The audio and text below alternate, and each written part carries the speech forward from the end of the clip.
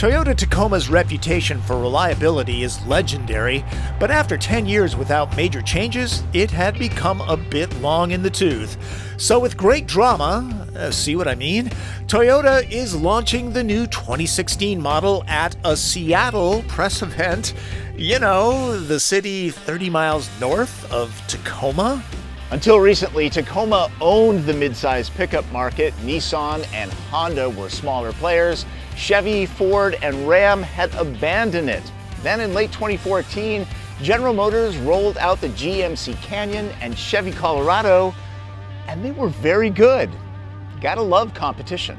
I'll cut to the chase. Toyota did much to improve this rig, engineers even admitting that they had to respond to the refinement of the GM trucks. I'll get to this stuff in a minute. First, some quick facts.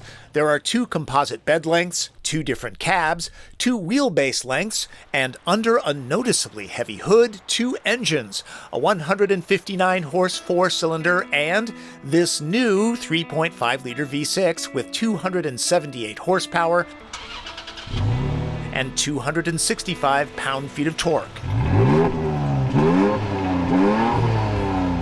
Automatic and manual transmissions have 6 speeds with this engine.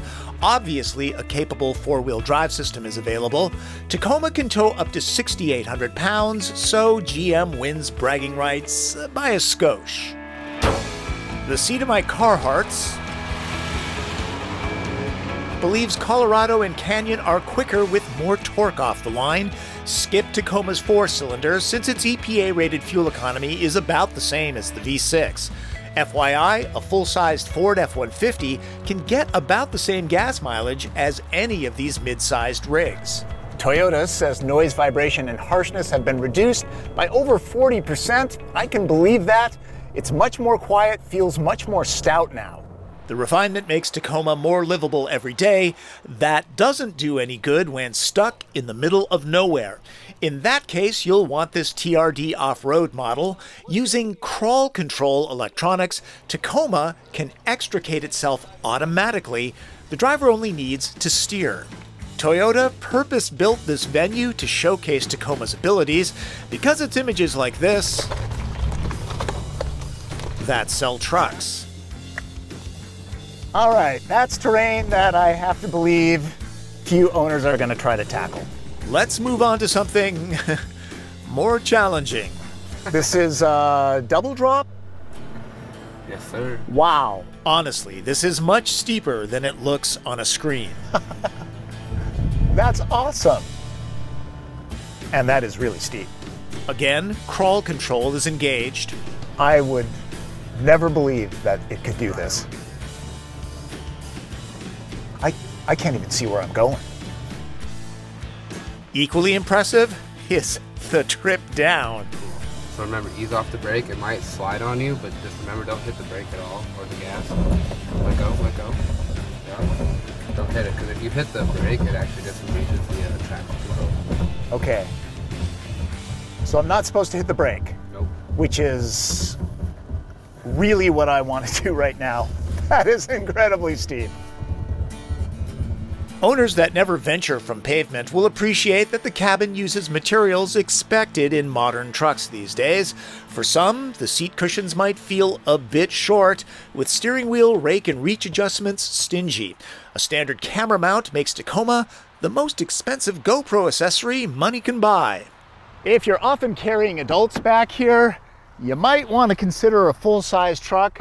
Space is okay back here, not super generous. Comparing the largest cabs, the GM twins are more passenger-friendly.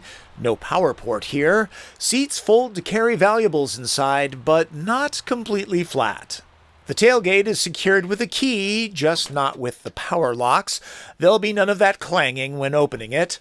A rail tie-down system is standard in a bed that's 7% deeper now. A power outlet is available. This is a 3-piece bumper, so if you prang part of it, easy to do while towing, you only have to replace one section.